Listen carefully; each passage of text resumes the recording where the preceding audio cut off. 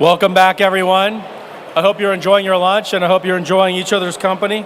We are going to continue our program so we can hear from our friend Mayor Greg Stanton. I would like to thank a few of our additional sponsors who made this event possible. Aetna Medicaid, American Airlines, Arizona Commerce Authority, sorry about that, Sandra, Banner Health, Celgene, Dignity Health, Gannett Fleming, HDR Incorporated, Hensel Phelps, Maricopa Community Colleges, Mayo Clinic, McCarthy Building Companies, Parsons Brinkerhoff, Phoenix Children's Hospital, Phoenix Sky Harbor International Airport, Southwest Gas, Support Sky Harbor Coalition, and Visit Phoenix. Please give them a round of applause, please.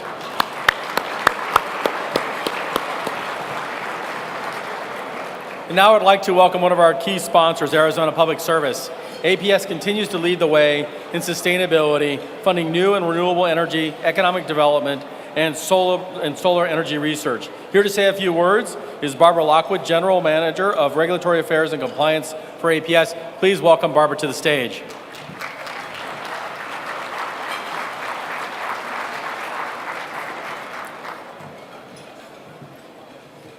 Thank you, Todd, and good afternoon, everyone.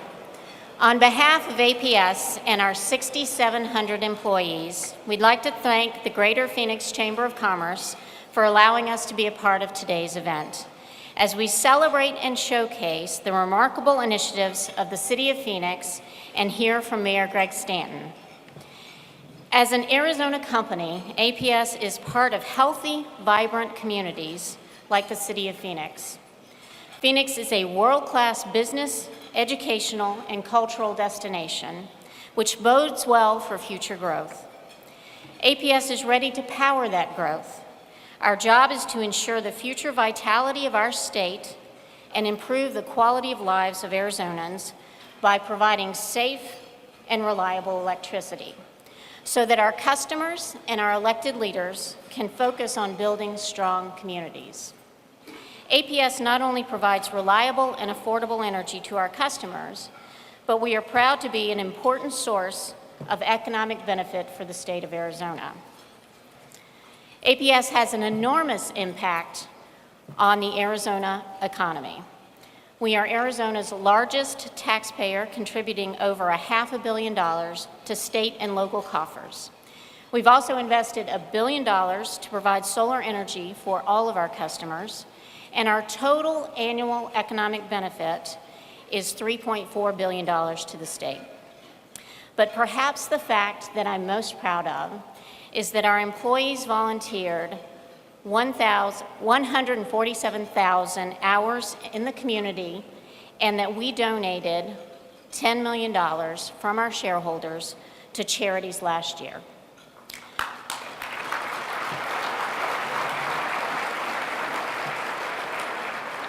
Strong communities are the foundation of a bright future for Arizona.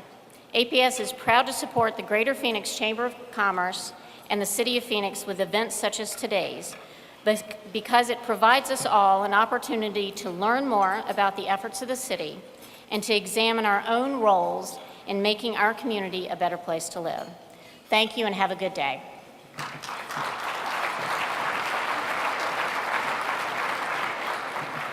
Barbara, thank you to you and APS for supporting this event and for the tremendous work you do in our community. We are honored. I'd also like to take a moment to acknowledge an outstanding group of individuals who we are honored to have here today. We all know Luke Air Force Base is a tremendous asset for our community, along with Fighter Country Partnership and our Blue Blazer Squadron. They have a huge impact not only on our community in terms of the incredible folks that are part of Luke and part of our communities, but from an economic development perspective, $2 billion. Can you imagine if you had an industry that would come to Governor Ducey and say, hey, we're going to bring $2 billion to your state? What do you think would happen?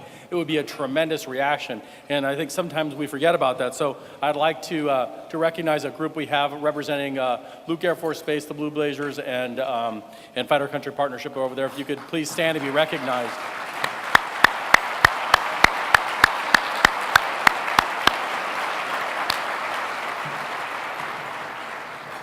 I'd also like to take a moment to recognize some special guests who are with us today. And so on behalf of the Greater Phoenix Chamber and our members, I'd like for you to please stand as we call your name and and remain standing. And for those of you in the audience, please withhold your applause until I get through this lengthy list.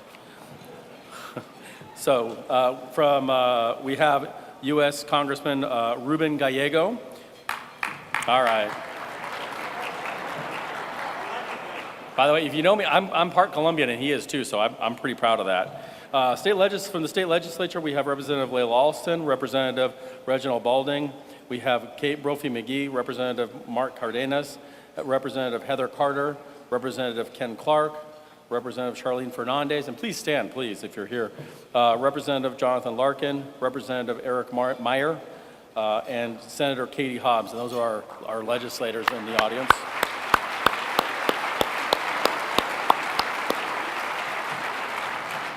From the city of Phoenix, we all know Mayor Greg Stanton. You'll have plenty of time to applaud for him in just a moment. Vice Mayor Daniel Valenzuela, former mayor and current Councilman Thelda Williams, Councilman Jim Waring, Councilman Bill Gates, my councilman, and Councilwoman Laura Pastor, along with Councilman Michael Nowakowski and Councilwoman Kate Gallego. Let's give them all a round of applause.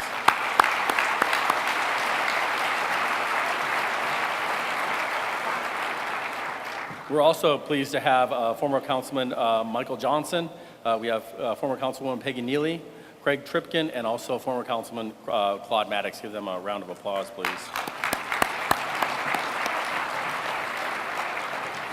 I'm also proud to say we have our city manager, Mr. Ed Zerker here, who does a tremendous job. Let's give him a round of applause. And we can't forget about Maricopa County. We have Supervisor Andrew Kanasic here, so please give him a round of applause. And then finally, we have some other special guests. We know her as our First Lady of City of Phoenix, but she's also the managing partner of Quarles & Brady, Nicole Stanton, so welcome.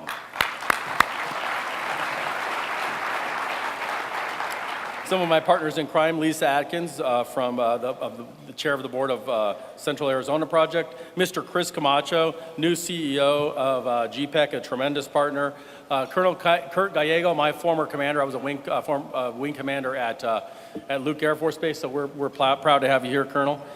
Former mayor and former Attorney General Terry Goddard. We also have from the governor's office, Renee Guillen, former intern of mine, a good friend and partner of mine in crime, Mr. Glenn Hammer, who is the president of the Arizona Chamber. We also have Council General Roberto Guerrero Hernandez from Council General of Mexico. Thank you. Our other partner in crime, Sandra Watson from Arizona Commerce Authority, fearlessly leading our state forward. We also have Gonzalo de la Melena from the Arizona Hispanic Chamber of Commerce, as well as Ann Gill from the Ahwatukee Chamber. I think that's it. Thank you all. Please give them a round of applause.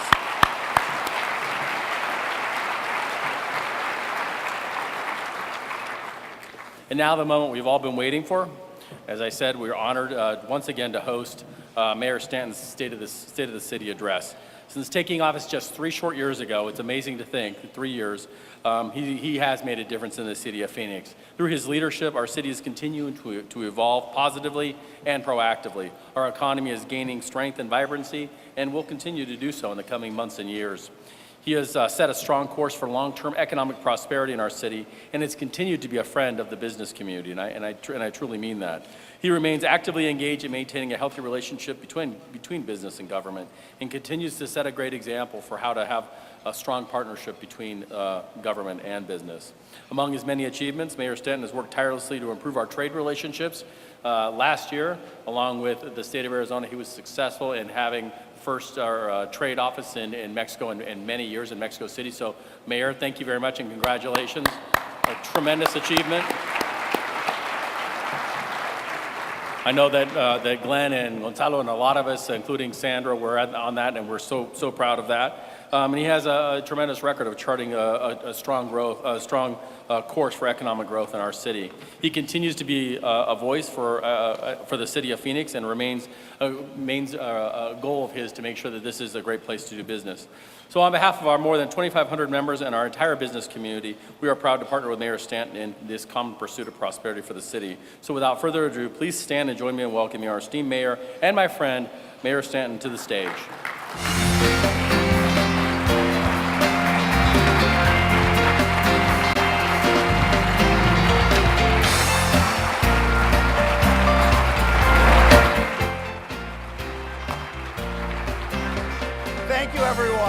for being here. And thank you, Todd. You have been a great friend to me personally, a great friend to the city of Phoenix. Thank you for your leadership on the Phoenix Forward initiative and what you do every single day for our economy. Let's give Todd Sanders a big round of applause, our partner.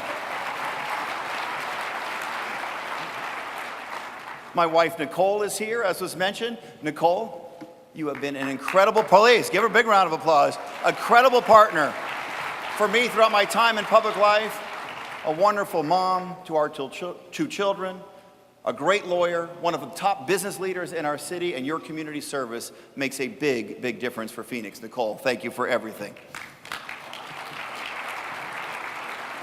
My friend, our city manager, Ed Zerker. Does anyone else have greater character and ethics in the city? I don't know who does. You do a great job leading our city's 14,000 committed public service. Ed Zerker, our city manager. Please give him a round of applause. Thank you. Our fire chief is here, Kara Cockbrenner. Our police chief, Joe Yonner, two of the very best. They've come on strong in their first year. Thanks to both of you for leading the efforts to keep our community safe at what turned out to be the most successful Super Bowl Central in history. You get it done on behalf of the people of Phoenix every single day. Chief Cockbrenner, Chief Yonner, thank you so very much.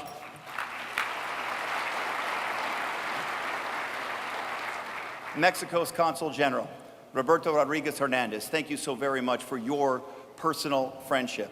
And because of you, we are building a stronger relationship between our city and your great nation. A great leader. Thank you, Consul General, so very much. And you know who else is here? Our friend, our former Congressman, Ed Pastor is here. Congressman, your body of work. Your body of work is still paying big dividends for the people of Phoenix. And I know he had to sneak out earlier, but he was here. Our new Congressman, Ruben Gallego, thank you for doing such a great job representing Phoenix in Washington. Let's give our Congressman a big round of applause. And I've got a great team on the City Council, and most of them are here. Vice Mayor Daniel Valenzuela, Council Members Thelda Williams, Sal DeCiccio, Michael Nowakowski, Bill Gates, Jim Waring, Kate Gallego, Laura Pastor. I am proud to work with each and every one of you over the next 5 years. And thanks to each and every one of you who has taken time out of your busy schedule to be here for the state of the city. I truly appreciate it. 4 times now, I have, as mayors before me did, come before you to report on the state of our city. The first time I gave this address, there was a feeling of uncertainty in this town about what our future held. In fact, some critics had penned the Phoenix obituary. They wrote us off. They said we were destined for enduring economic stagnation. They should have known better than to underestimate us. With a steadfast commitment to building a brighter future than ever before, we have emerged from the rubble of the economic disaster of just a few years ago. And today, Phoenix is on the rise. We have learned the lessons of the past decade, and we are actively shaping an innovation-based export economy that works for everyone.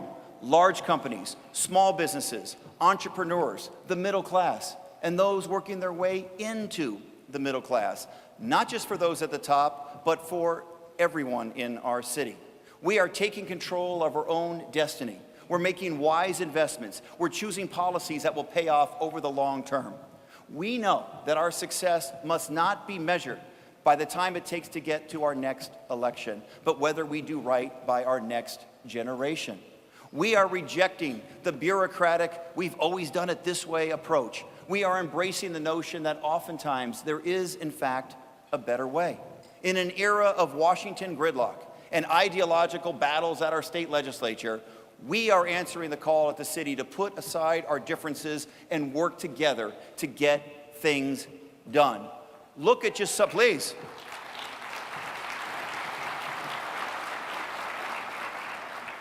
Look at just some of the things that we have accomplished together over just the past 3 years. Together, we have breathed new life into our local economy. We have lifted small businesses up by cutting bureaucratic red tape and creating a 24-hour online permitting system, we earned recognition from the National Federation of Independent Business as one of the top 5 businesses in the entire country for small business. We are supporting local businesses by making sure that when the City of Phoenix spends tax dollars, we shop local at Sky Harbor Airport. By showcasing the best local restaurants the city has to offer, we earned the title of the #1 airport in the entire country for new small businesses.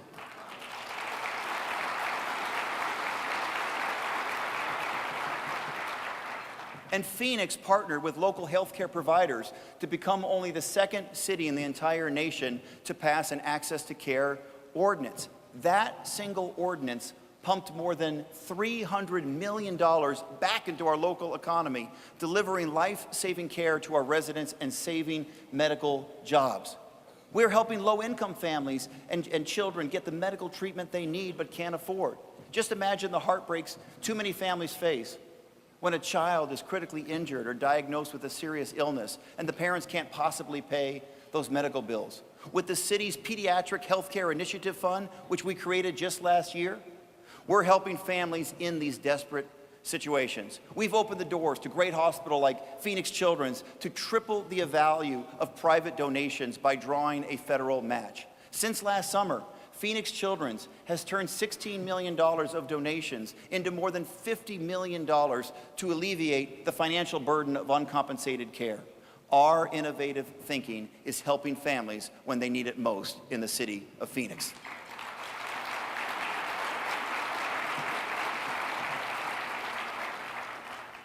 Together, we have done more than preach fiscal responsibility. We have practiced it. With the steady hand of my good friend, Councilman Bill Gates, the Innovation and Efficiency Task Force has made our government work smarter and saved nearly $100 million. Great job, Councilman Bill Gates, for your leadership on innovation and efficiency.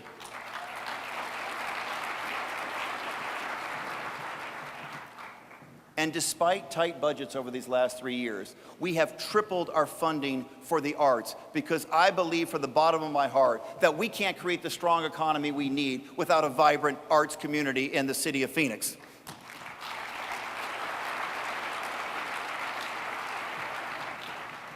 Together, we put the skids on a runaway pension system, fixing problems exposed by the economic downturn.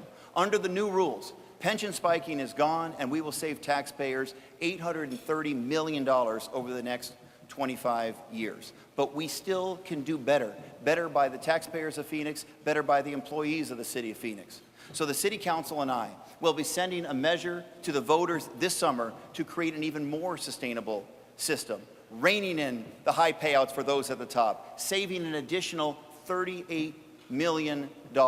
With that extra set of reforms, Phoenix will serve as a model for the rest of the country on how to design a smart, sustainable, and fair retirement system. Please. Together, we have built a more inclusive and welcoming city than ever before through an unprecedented partnership between the public sector, nonprofits, the business community, the faith community. We became the first city in the United States to put an end to chronic homelessness among our military veterans.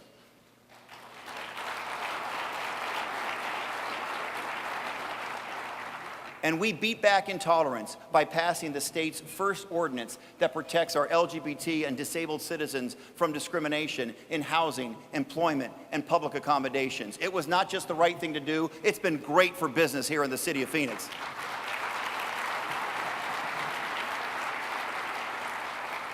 We're showing that treating everyone in our community with dignity also means demanding equal pay for equal work. Closing the gender pay gap is good for our economy. It's good for families. And with Councilwoman Kate Gallego's strong leadership, we put a common sense plan in place right here in the city of Phoenix. Thank you, Councilwoman Kate Gallego, for your outstanding leadership on equal pay. Together, we are shaping a more sustainable future. We have to. As the largest city in a desert region, we have a responsibility to lead. And I'm proud that no city in the United States of America uses alternative fuels for its vehicle fleet as much as we do here in Phoenix. I am proud that we are leading the way on solar energy, and we're recognized as one of the top 3 cities in the country for embracing solar. We already use 15 megawatts of solar for city facilities, and we're about to expand that in a big, big way. Through a great public-private partnership with the town of Buckeye and Arizona Public Service, we are about to put the finishing touches on a 116-acre, 10-megawatt solar plant in the West Valley. Thank you, town of Buckeye. Thank you, APS. We're going to move forward together on solar.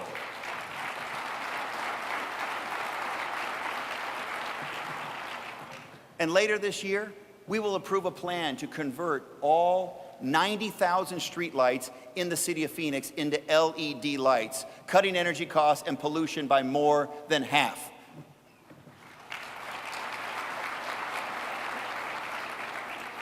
And over the past year, we've shown that cities can lead the way to secure needed water supplies. That's especially critical in an era of climate change and continued drought, because water is the lifeblood of our local economy. 2 groundbreaking initiatives will protect and preserve our supply from the Central Arizona Project and the Colorado River.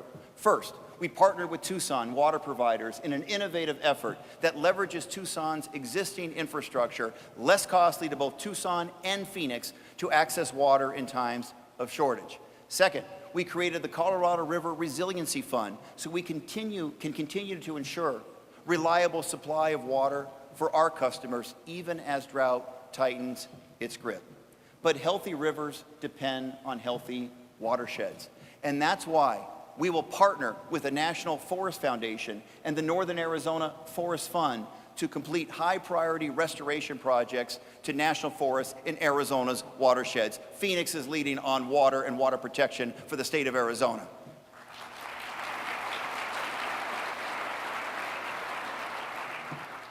So together, over the last 3 years, we have accomplished a great deal. I'm standing on this platform, but so many people in this room deserve credit and thanks for pushing the ball forward on policies that matter, ideas that make a difference. But as proud as I am of the last 3 years, here's the truth. We are just getting started. And as long as I'm your mayor, we will stop at nothing to transform our economy into one rooted in innovation and poised to compete in today's global marketplace. We will grow our region's exports faster than ever before.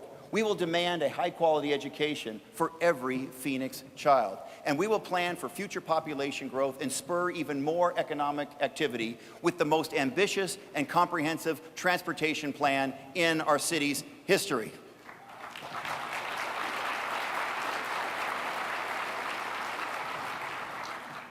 More than ever before, strong economies are driven by cities that are active leaders in the pursuit and production of knowledge.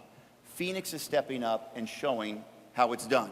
We began our efforts back when I was on the city council, when we secured the land for the downtown biomedical campus. We built the space for TGen to open shop. With continued direct investment from the city of Phoenix, we've paved the way for the University of Arizona to build hundreds of thousands of square feet of teaching, research, and laboratory space. During my time as mayor, we've made another investment that will help the U of A and St. Joseph's Hospital open the $100 million Arizona Cancer Center in downtown Phoenix later this year. How do those invest? Please.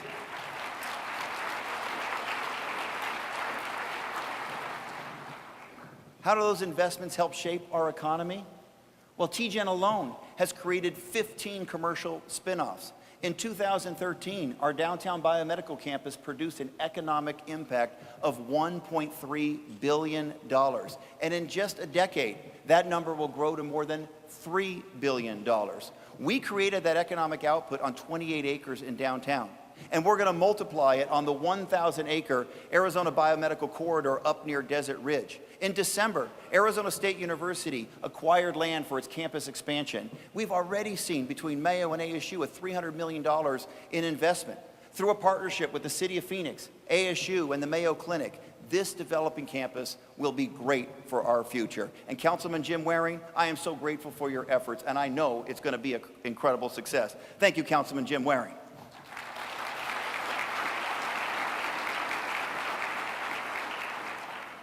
Our work has pushed us to a tipping point, and we're about to see the biosciences and healthcare fields take off in a big, big way.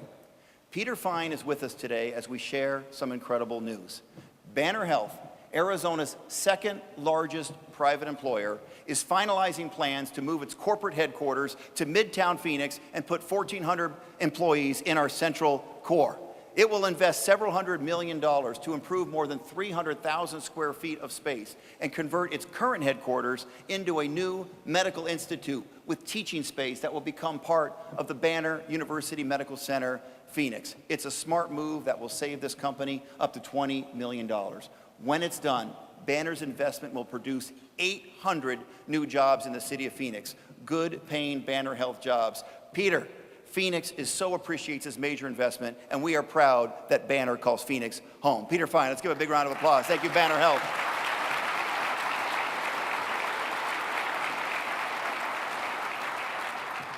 We've reshaped our downtown by adopting the best ideas from our small business owners, entrepreneurs, and artists, and by partnering with one of the most innovative universities in the world, ASU, creating a brand new university campus of 12,000 students in just a decade. Mayor Phil Gordon, your leadership for ASU Downtown is still paying dividends for the citizens of Phoenix. Thank you very much, Phil Gordon.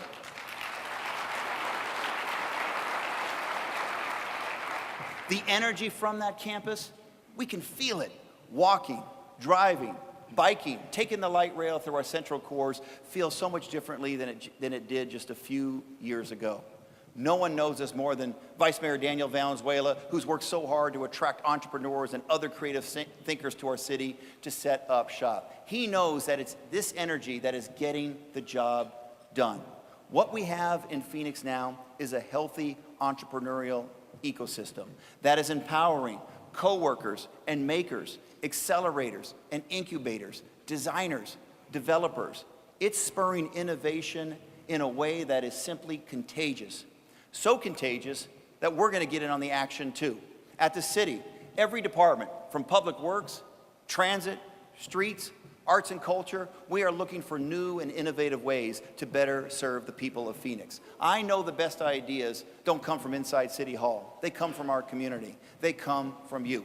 To harness our collective innovative thinking, today I am launching the Phoenix Innovation Games, a series of creative competitions that will provide us new ideas and 21st century solutions to tackle difficult civic challenges. We have brilliant minds in our community who can help us answer some of our key challenges. Things like how we can use technology to increase waste diversion and recycle more. How do we improve our commutes for public transit riders? How we can make public art more relevant and engaging for a new generation. These are just a few of the questions that we will answer through the Phoenix Innovation Games, and we're going to put those solutions to work. Beginning in May, these games will connect our city to local innovators, universities, leading corporations, leading nonprofits, and give us a platform to solve problems in new ways. What we can achieve by thinking differently, thinking innovatively, knows no bounds. This is just one more way that we can show the world that Phoenix, Arizona is rich with talent. You don't have to take my word for it. Just ask the companies that are investing in Phoenix. Uber has chosen downtown Phoenix as the site for its new global command center, bringing hundreds of new jobs to our community.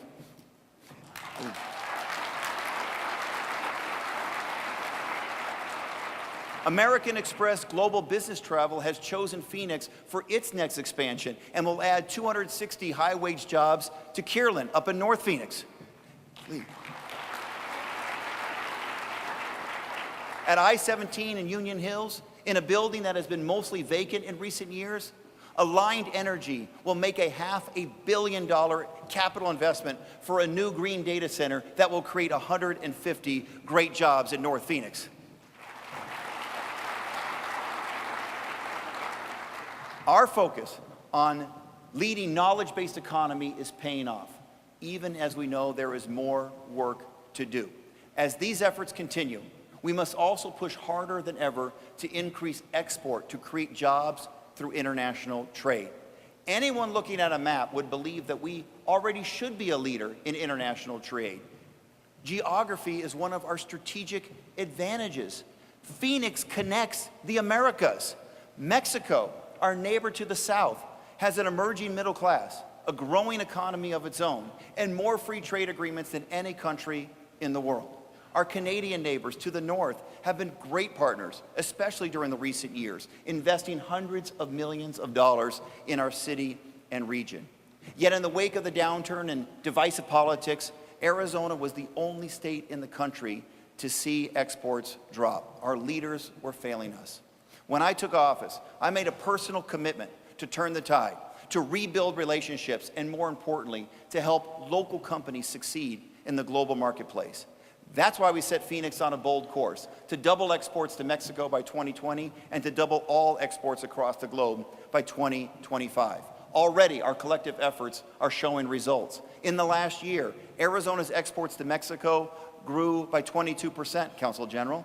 Our total exports grew by 14%, double the rate of California. And 3/4 of Arizona's growth is coming from Phoenix, our region. We have been hard at work.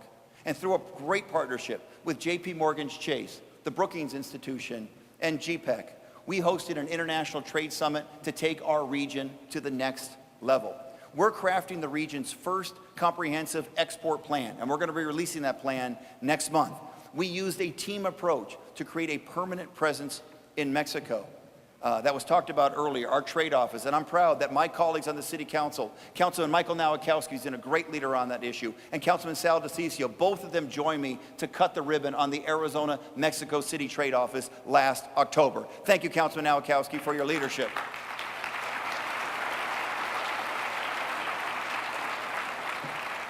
Through the work of the Phoenix Trade Office, we're already seeing positive results. Just last week, a successful veteran of Mexico's construction industry relocated to Phoenix to open an office on Camelback to form a new company called CBA 21, whose primary mission will be to help Arizona's businesses gain the footing they need to work on large infrastructure projects in Mexico.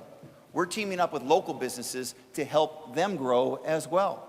Last year, I announced that Phoenix would become one of the first cities in America to launch an export readiness initiative to lift companies that are ready to go from export curious to export serious. As part of this unique initiative, we've helped send Phoenix companies to export boot camp, where they can learn how to take their business to the next level. Our first cohort started class just 5 weeks ago. Pinnacle Transplant Technologies is among those who signed up. In less than 4 years, Pinnacle has grown from 2 employees to 70 and plans to reach 100 by the end of this year. It's a high-tech tissue bank whose cutting-edge products are in high demand in the United States. And by breaking into international markets, this company will create even more great jobs here in Phoenix. This is not a traditional role for cities to play, to help local companies enter the global marketplace. But in the year 2015, it's a necessity to move our economy forward. We're going to be leaders in international trade and export growth here in the city of Phoenix.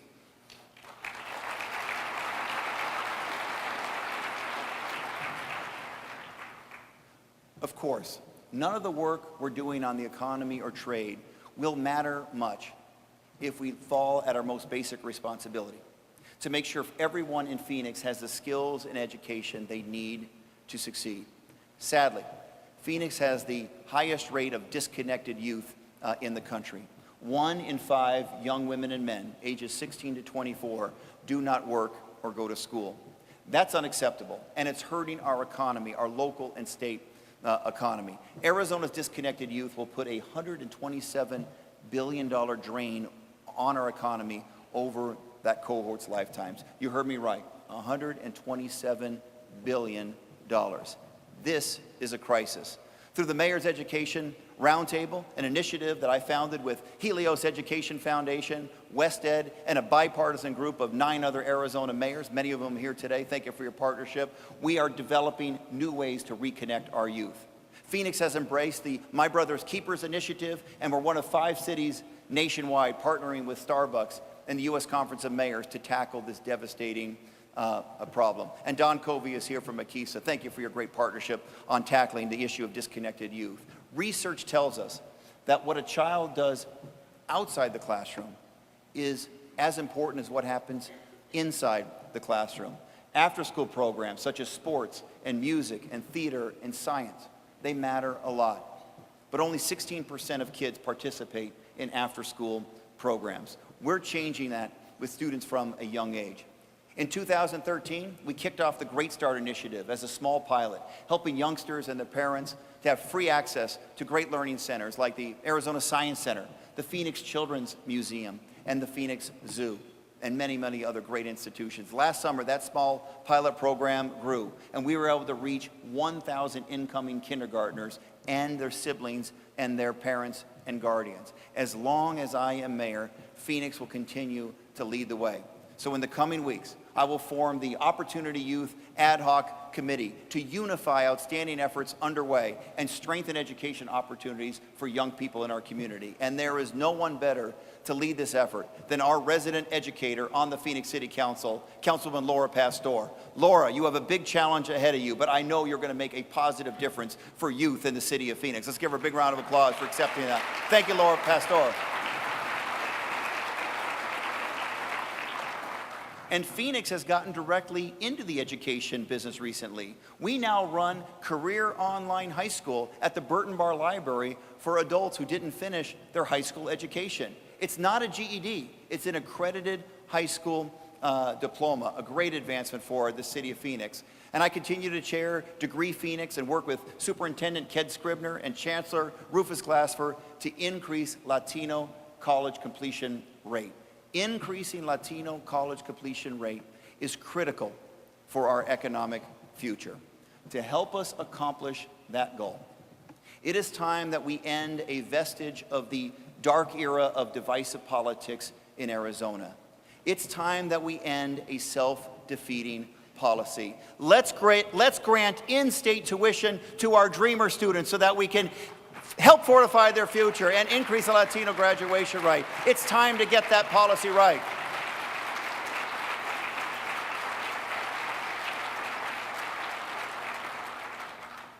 Good schools and talented workforce, they're absolutely necessary to put us on track for greater success. But there's one more ingredient. Great cities must have great infrastructure. The right water and utility infrastructure, and innovation infrastructure, but especially transportation infrastructure. That we cannot do without. In a valley known for freeways, visionary mayors before me, like Terry Goddard, who is here with us today, and Skip Rimza, they fought long and hard to create a robust public transportation system. So have members of our city council, my city council, and there is no greater champion for transportation on our city council than Councilwoman Thelda Williams. Thank you for being such a great leader on transportation. Let's give her a big round of applause, please.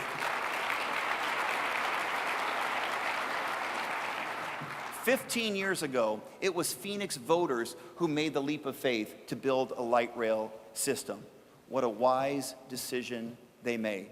Transit has taken hold in Phoenix, shattering ridership expectations, with more people using rail than ever before. Nearly 1 million boardings at Central Station just last year alone. Nearly 250,000 people use public transportation every day in our valley. It's about more than getting people from point A to point B.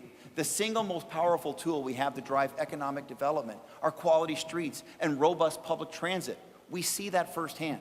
Since light rail first opened, more than $5 billion of capital investment has occurred within a quarter mile of the tracks in just Phoenix alone. 13 million square feet of commercial, 1 million square feet of education space, 9 million square feet of residential space. It has helped create 35,000 permanent jobs. Buildings that had lost much of their value are becoming more attractive and competitive again. In fact, Banner Health's investment in Midtown, in their Midtown headquarters, wouldn't be possible without light rail. And neither would so many other great projects like Cityscape, the revitalization of the Loras City Center, and much of ASU downtown. Light rail is also helping our region handle impending growth. Here's the truth. Our growth won't stop anytime soon. We're expected to nearly double our population over the next 30 years. To handle that growth, we need an all-of-the-above transportation strategy that builds more streets, improves the ones we have, as well as expands the bus and light rail system. To help us craft a plan for Phoenix, we put together a 30-person bipartisan citizen panel chaired by none other than former U.S. Transportation Secretary Mary Peters. She is an incredible leader who knows a thing or two about transportation infrastructure. And here's what her panel told us. First, renew the funding stream that voters approved in 2000 so that we can keep what we have. Second, invest new dollars towards repairing and remodernizing aging streets throughout our city. We need it. That means resurfacing streets and creating more than 1,000 miles of new bike lanes. Third, help the dial-a-ride service reach more people because it is critical to helping seniors and those with disabilities lead independent lives. Fourth, triple the light rail system and expand bus service to reach more neighborhoods and connect education and employment centers. That's important. Today, nearly 1 in 4 light rail riders is a student.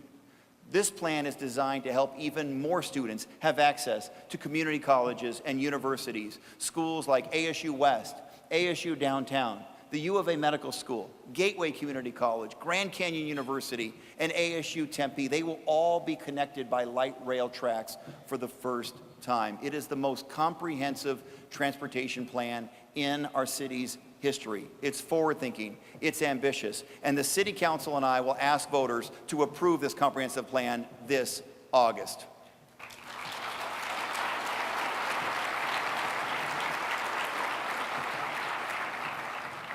Now, we're already hearing the same old, tired arguments from those who opposed light rail in the first place, that the only solution is more freeways.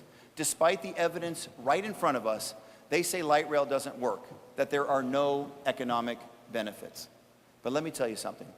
We don't have to engage in hypotheticals. We know the facts.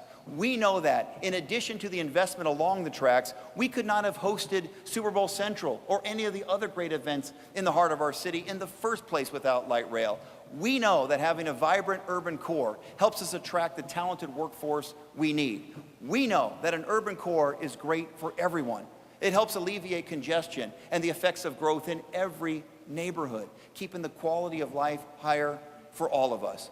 We know that a mile of light rail is cheaper than a mile of new freeway. And by keeping cars off the road, we will improve air quality.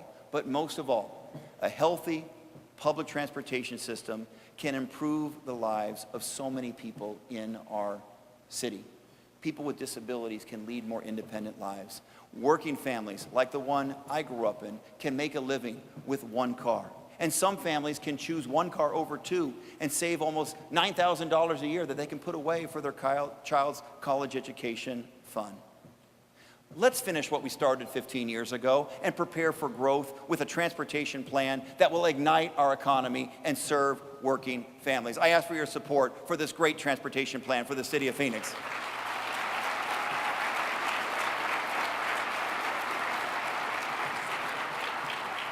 So when it comes to transit and everything else, we're going to get it done for working families, for students, for businesses, and for the next generation of Phoenicians.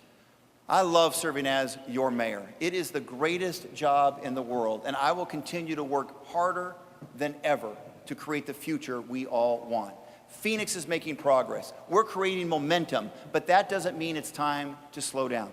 Just the opposite. We have to keep pushing forward. So let's keep building a city that respects everyone. Let's keep building a city with an economy that works for everyone. Let's keep building a city with a future worthy of all the people who live here and the generations to come. We will rise to the occasion, and we will do it together. Thank you, everyone, for coming out today, State of the City. Thank you for supporting the city of Phoenix.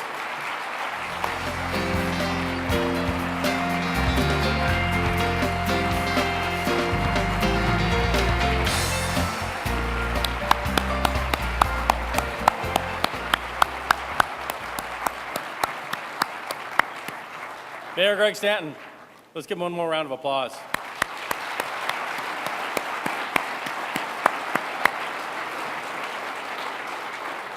Mayor, thank you for that, those inspiring words and for your leadership. We're excited about the years to come and obviously this year to come, working with you to build our economy. But before we go, I do want to say that to my mortification of my staff, I forgot to mention some really important partners, including Peoria Mayor Carlett, Mesa Mayor Giles, Scottsdale Mayor Jim Lane. We have Gilbert Mayor John Lewis, Tempe Mayor Mark Mitchell, and Surprise Mayor Sharon Wolcott, along with former Mayor Gordon. I want to thank you all for coming. We certainly appreciate all of your attendance. We appreciate our sponsors. We look forward to seeing you again. And again, Mayor Stanton, thank you, and we look forward to working with you this year. Have a good day.